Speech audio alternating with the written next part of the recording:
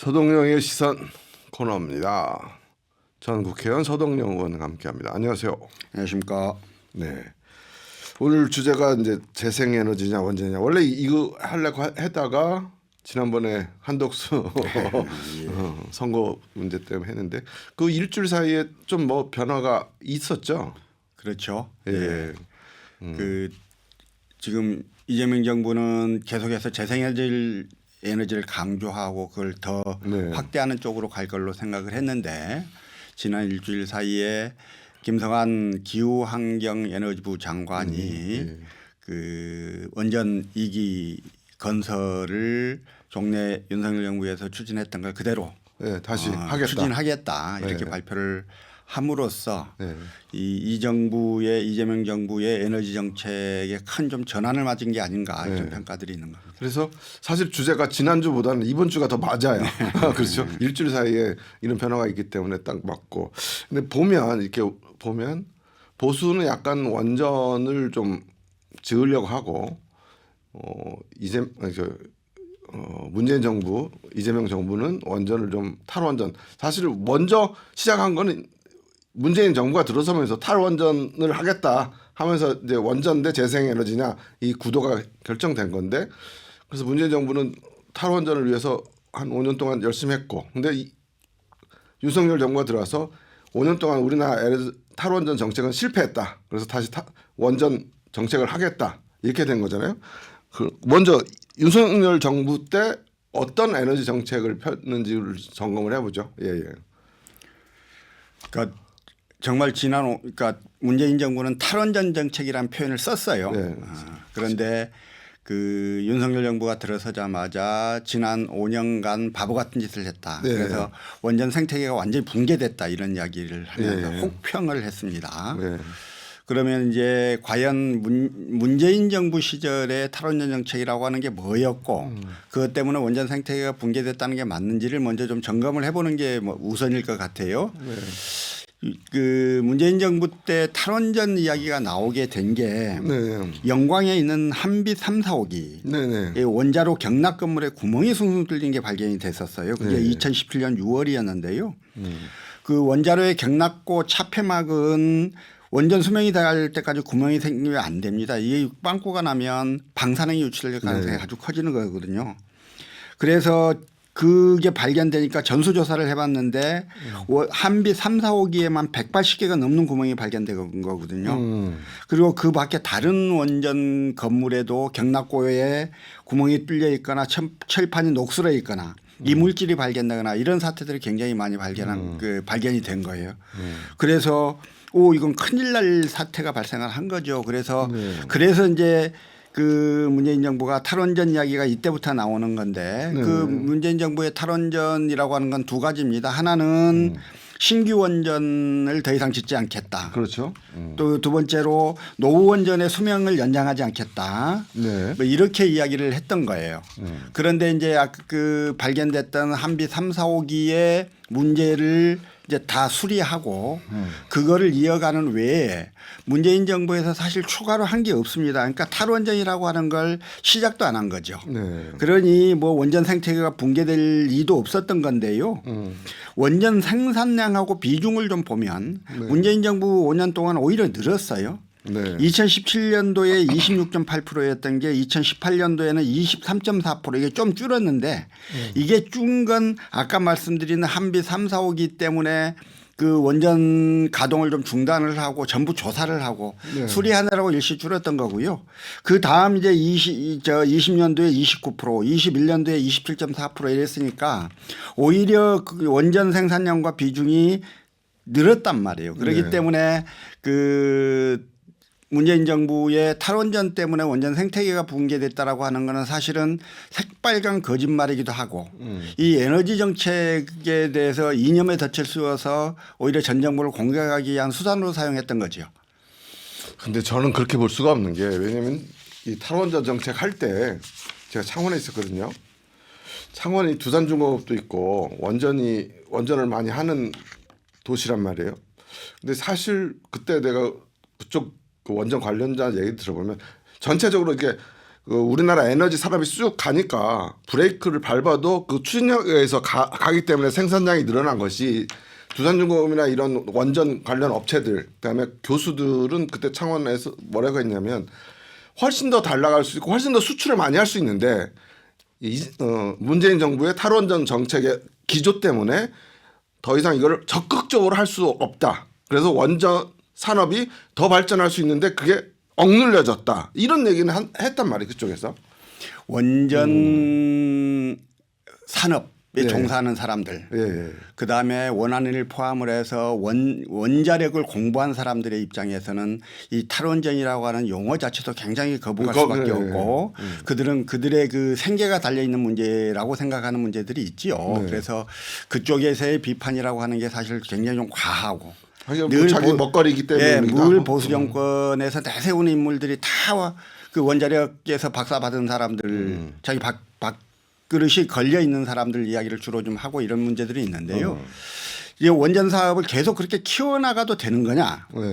계속 키워나가야 하는 건데 문재인 정부가 브레이크를 잡아서 못 컸다라고 이야기를 하면 그게 말이 뭐 또 어떨지 모르겠습니다만 지금 독일도 이미 그 원전을 완전히 탈원전을 선언한 거고요. 유럽 각국들이 그러고 있고 미국의 트럼프를 제외하고는 세계적 흐름이 재생에너지를 강화하고 원전을 줄이자라고 하는 산업 방향들이 있기 때문에 이 방향에 맞춰서 지금 정책들을 하고 있는 거고 그런데 실제로 그 문재인 정부 때 뭐 얼마나 했냐라고 하면 진짜 노후 원전에 대한 수리를 한 거에 실제로는 뭐 별로 한 게 없었단 말입니다. 그러니까 그거를 원전을 억제하는 데서는 별 실효성이 없었다. 실질적으로는 한 게 없다는 거예요. 이제 시작하고 하는데 물론 시작하는 단계에서 왜 탈원전이라고 하는 용어를 그렇게 좀 과한 용어를 썼을까 하는 아쉬움은 있습니다만 그래서 그 탈원전이라는 용어에 대한 반발들이 되게 컸던 기억들이 있는데요. 실질적인 그 에너지 정책에 있어서는 시작도 안 한 게 맞다 이렇게 생각합니다.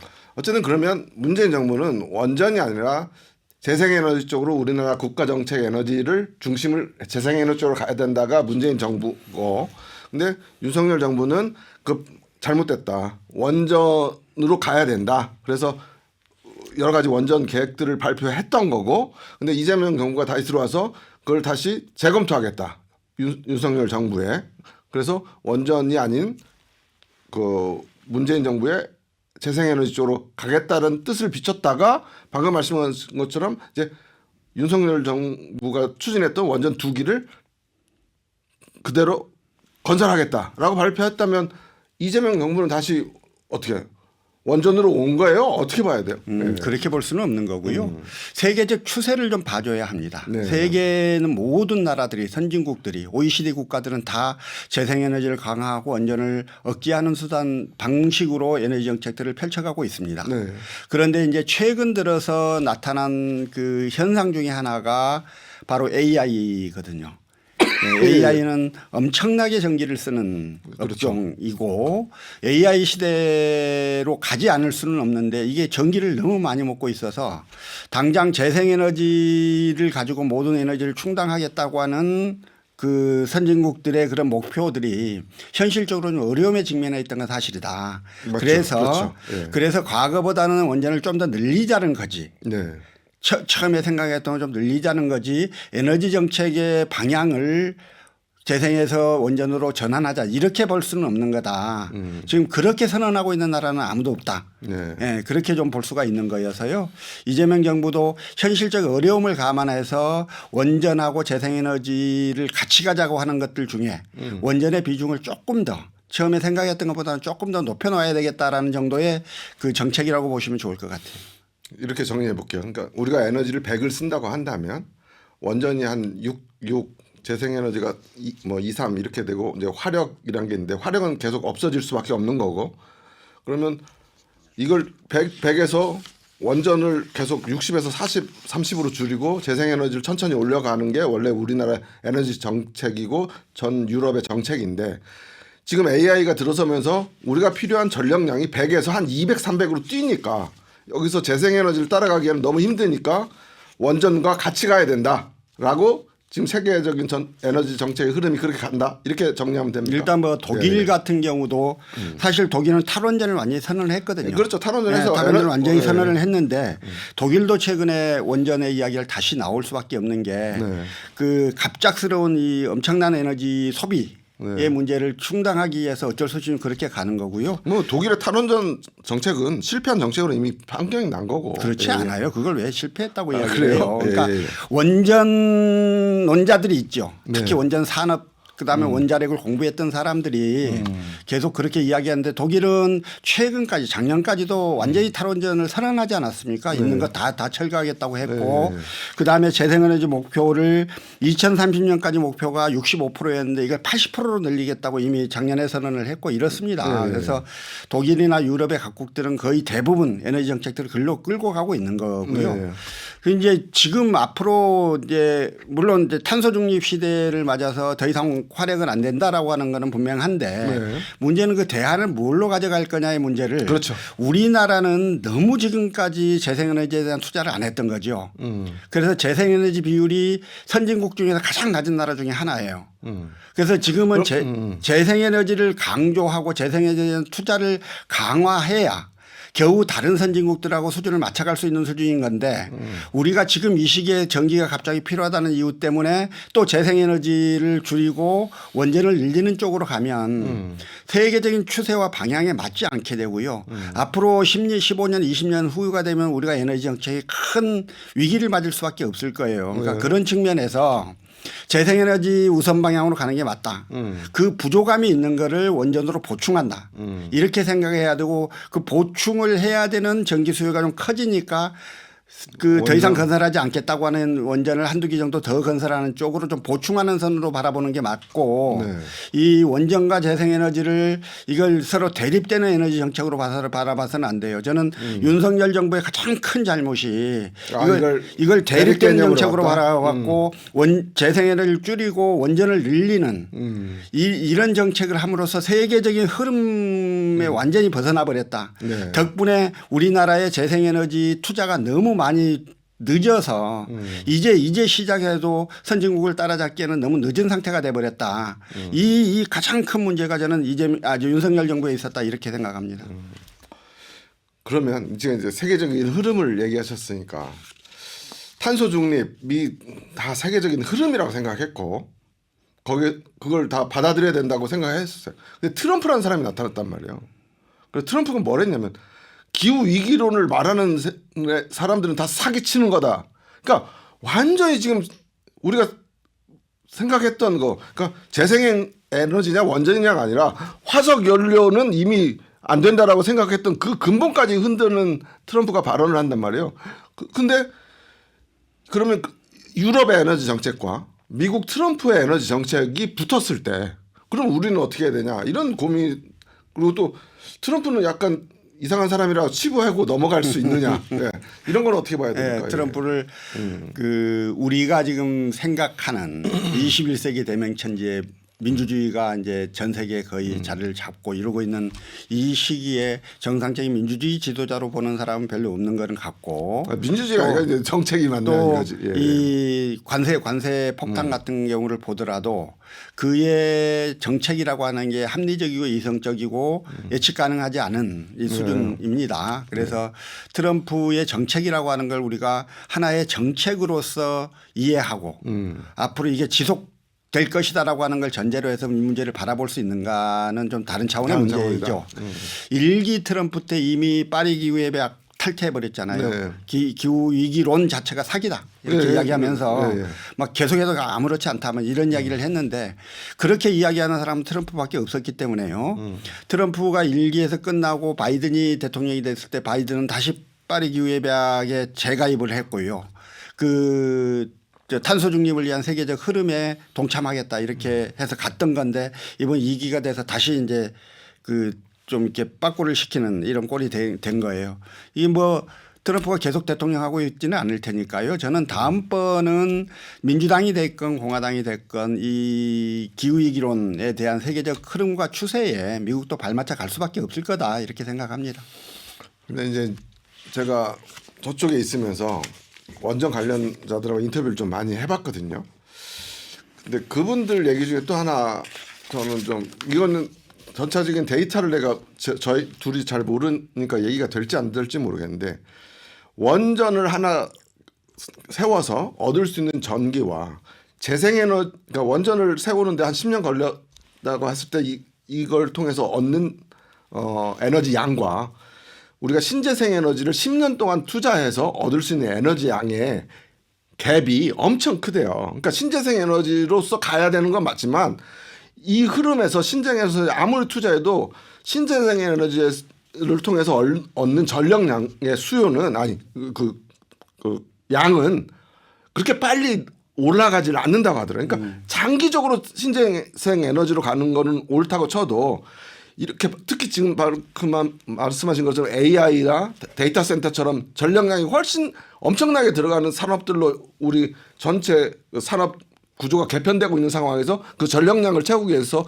신재생 에너지는 절대 그걸 따라올 수 없다. 이런 주장을 하시더라고요. 예. 에너지, 그러니까 원전을 강조하시는 분들이 예. 가장 크게 드는 근거가 첫째는 에너지 양이에요. 네. 이 엄청난 에너지 양을 신재생으로는 안 된다. 이런 이야기가 그 있고 얘기예요. 또 하나는 에너지의 안정성이죠. 네. 원전과 석탄 그러니까 화력 발전의 가장 큰 특징이 뭐예요? 한 군데서 딱 만들어서 완전하게 되는 거죠. 전기를 필요로 할 때 만든다는 거예요. 맞아요. 전기를 필요로 할 때 만들면 가장 그 피크 타임 때 전기가 많이 공급될 수가 있는 건데 이 재생에너지는 그렇지 않잖아요. 바람이 불 때 풍력이 되는 거고 햇빛이 비칠 때 태양광이 되는 거니까. 그래서 ESS인가 이게 중요한 거고. 에너지 자체가 우리가 필요로 할 때 에너지가 생산되지는 않는단 아니죠. 말이에요. 이렇게 불안정성 그리고 또 해상 풍력을 하는데 태풍이 와가지고 계속 태풍이 치면 그 발전 자체가 굉장히 안정성이 어려울 수밖에 없다는 거죠. 없죠. 그래서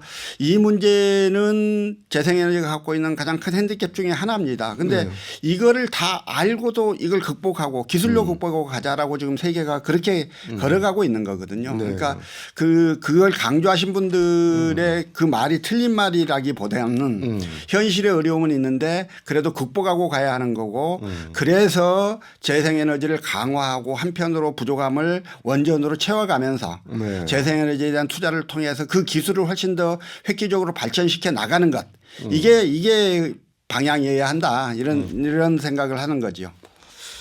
그러면서 이제 그렇게 되면 방금 이렇게 정리를 하면 큰 흐름은 신재생 에너지로 가는 세계 전체의 에너지 정책에 우리가 발맞춰서 나가야 된다. 그렇지만 급격하게 필요한 전력 수요량에 대해서 문재인 정부도 탈원전을 선언하고 탈원전 앞으로 신규는 짓지 않겠다는 방향으로만 가서는 이 전체 에너지 산업이 필요한 전체 세계 경제 흐름에 따라갈 수는 없으니 원전도 보조적으로 해야 된다라고 정리를 할 수가 있는 거죠. 당장 그 지금 해남에 근데 데이터 센터 AI 데이터 센터 만들겠다고 하는 거잖아요.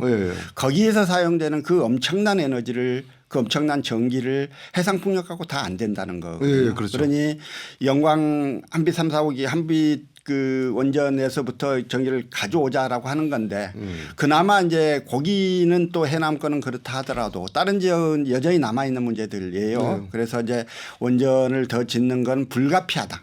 라고는 받아들이고 있는 것 같은데 문제는 해상풍력 입지를 조성하고 거기에 투자하는 것보다 원전 입지를 조성하고 원전을 건설하고 원전에서 나온 방사성 폐기물의 보관장을 만들고 이런 원전과 관련한 문제 이 문제를 해결하기 위한 사회적 갈등이 훨씬 큰 거거든요.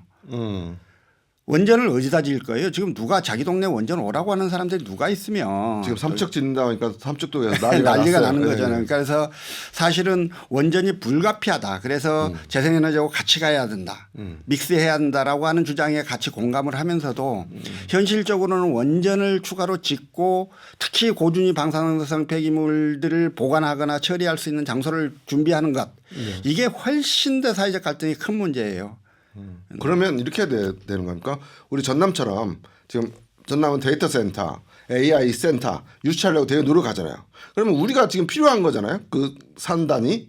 그러면 우리가 전력량을 우리가 만들어야지. 그러니까 이런 앞으로 미래 산업을 유치하려는 지역에서 원전을 지어서 보충해라. 이러면 문제를 해결할 수 그러면 있나? 안 되고 예, 그러면 어떻게 안 되는 해결됩니까? 거고요. 예, 예. 지금 전남은 데이터 센터를 가져옴에 있어서 필요한 에너지를 해상풍력하고 그 영광에 있는 한비도원전에서 충당을 해서 하겠다는 거예요. 네. 영광 한비도원전은 이제 그대로 있는 거니까요. 네, 네. 거기 계속 이제 안전하게 좀 관리해가면서 쓰면 될 것 같고 지금 해야 될 건 빨리 해상풍력에 대한 훨씬 더 많은 투자를 통해서 그 전기 양과 그다음에 안정성을 확보하는 것 이게 방향이어야 하는 거예요. 근데 방금 말씀하셨습니까? 안정성을 확보하는 거하고 그 양을 계속 축적하는 거하고가 시간이 오래 걸린단 말이에요. 근데 지금 AI 센터, 데이터 센터 빨리 만들어서 세계 속에서 경쟁력을 갖추려면 이게 급하단 말이에요. 그러니까요. 이게 맞지가 않잖아요. 속도가. 아니, 그러니까 예.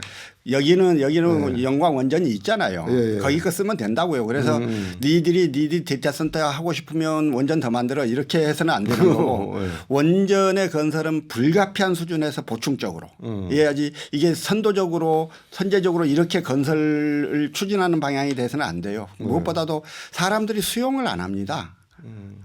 지금 뭐 원전에 대한 두려움들이 되게 있는 거잖아요. 네. 그리고 후쿠시마를 보더라도 저게 만에 하나 사고 나면 떼죽음을 하는 이런 추세이기 때문에 그래서 지난번에 저기 이현주 수석 최고위원도 와서 그 얘기를 했고 주철현 의원도 그 얘기를 한 건데 SMR. 그러니까 저도 이 탈원전 얘기할 때 SMR이 그 원전의 그 위험성에 대한 대안이 될 수 있다 이런 얘기들을 많이 하거든요. 그러니까 소형 그 핵 발전 그거. SMR은 소형 모듈원전이잖아요. 예, 예, 예. 근데 그게 대형 원전보다 더 안전하다는 보장은 전혀 없고요. 예, 그런 보고는 저희 서동영 전혀 의원은 탈원전주의자시구나. 아니 그런 보고가 전혀 없습니다. 예, 예. 지금 지금 SMR과 관련해서는 기술적 안정성 그리고 경제성의 측면에서 상용화 가능성이 없다 이렇게 보는 사람들이 훨씬 많아요. 그래요? 예. 그 미국의 대표적인 SMR 기업이 뉴스케일 파워라는 회사인데요. 네. 거기도 지금 계속 재정적으로 돈 뚫어 박아가면서도 좀 성공을 못 하고 있는 거고 우리나라도 한국원자력, 수력원자력 한수원이 1997년 이후 5천억을 박았어요. 근데 여전히 성공하지 못하고 있어요. 성공 가능성에 대해서 확신도 못 해요. 그래서 이제 SMR은 5천억이면 그렇게 큰 돈은 아니에요. 예. 아무튼 말씀하세요. 예. 근데 그 정도를 했으면 성공을 했어야죠, 뭔가. 근데 아직은 SMR 자체가 세계적으로 성공한 기술이 아니어서 지금 섣부르게 우리가 SMR 이야기를 할 단계는 아니다라는 생각이고 아까도 계속 말씀을 드렸지만 재생에너지를 중심축으로 하는 에너지 정책을 확고히 세우고 부족함이 있으면 원전으로 보충하는 이런 게 돼야 되는데 자칫하면 이게 순서를 바꾸자고 하는 사람들이 계속 늘어나는 거거든요. 그래서 그렇게 되면 안 된다. 지금 SMR은 아까도 말씀드렸지만 그 SMR의 안전성에 대해서는 확보된 바가 없어요. 원전은 그 대안이 될 수 있지만 그 대안이 될 수 있다는 안정성까지는 아직 확보되지 않았다. 그러니까 이게 소형화하는 거고 모듈화하는 거여서 과거 대형 원전을 짓는데 따르는 여러 가지 그 부족함을 조금은 보충할 수는 있을 텐데요. 알겠습니다. 아직 성공하지 않은 기술입니다. 우리 지역에 그거 하자는 건 너무 섣부르고요. 네. 너무 아무것도 모르고 하는 이야기예요. 그래요. 알겠습니다. 서동영 의원의 말씀은 무슨 말인지 알아들었습니다. 네. 오늘 말씀 감사합니다. 지금까지 서동영 의원과 서동영의 시선 함께했습니다. 감사합니다.